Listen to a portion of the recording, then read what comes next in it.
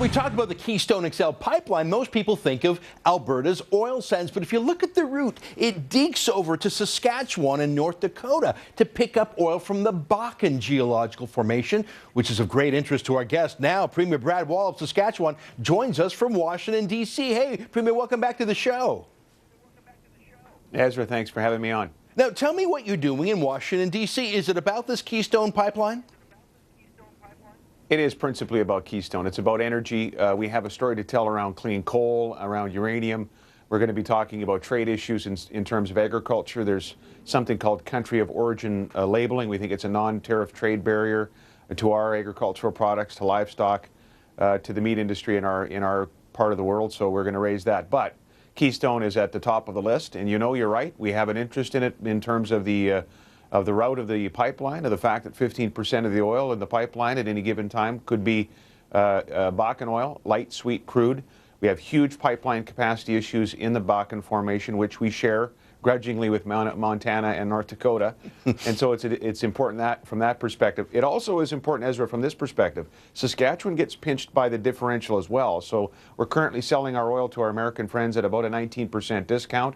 That means the owner of the resource, the people of the province of Saskatchewan, are losing about $300 million a year in revenue, and the industry in Saskatchewan about $2.5 billion.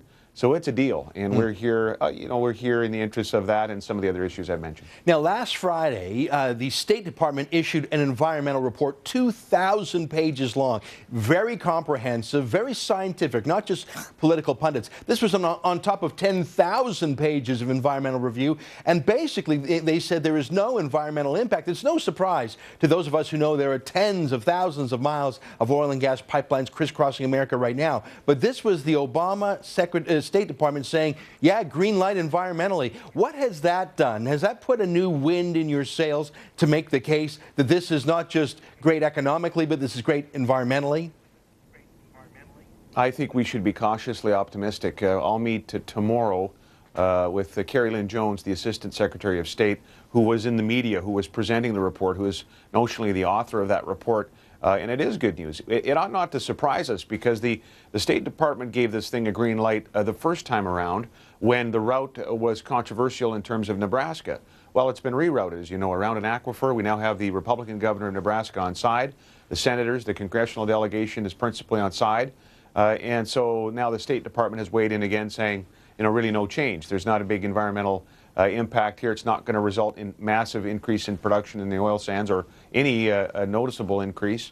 And so I don't know what excuses remain. The economic argument has been made in terms of jobs in this country. We have trade unions on support, left and right supporting the economic argument. There's the energy independence argument, energy security in North America argument that's compelling.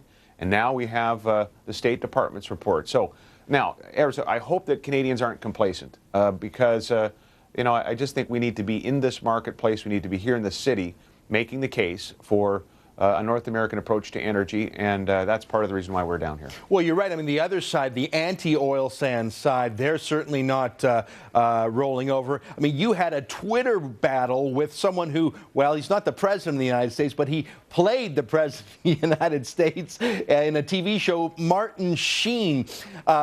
Tammy Robert asked Martin Sheen if he had a message for you, and he said, leave Obama alone. Now, what was your response to Martin Sheen, who told you to stay out of Washington? So you were tangling with a pretend president. You're a real premier. What did you say to Martin Sheen?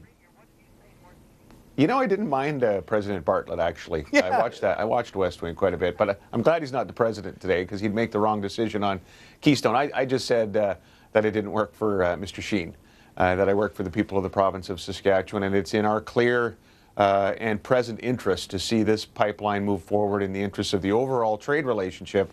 But as I've mentioned, in the interest of the treasury of the province and our economy, and so I guess I thank him for his advice, and we had a bit of a Twitter exchange via Miss Robert. I think you got the better of him.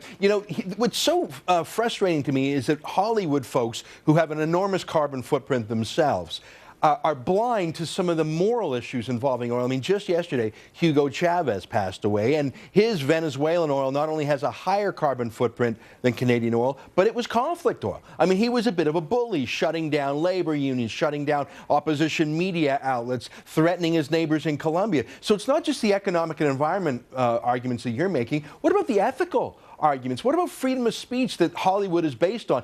Let me throw one last question to you, Premier. You mentioned that you're in Washington also to talk about a non-tariff trade barrier, country of origin labeling on some Canadian products. I think if we had country of origin labeling on Canadian oil in American gas pumps, that would be a huge win for us, because if you had 3 gas pumps, one said made in Saskatchewan and Alberta, one said made in Nigeria, one said made in Saudi Arabia, I know that red-blooded Americans would choose their Canadian ethical oil 10 times out of 10, don't you? Well, there is an issue there. Certainly there's a carbon footprint that the environmental groups like to talk about. There are other footprints around energy development related to human rights records, and I also indicated that with respect to that exchange with Mr. Sheen. I asked Tammy if any of the reporters there had asked him how he felt about getting oil from a country that didn't fully respect or protect the rights of women.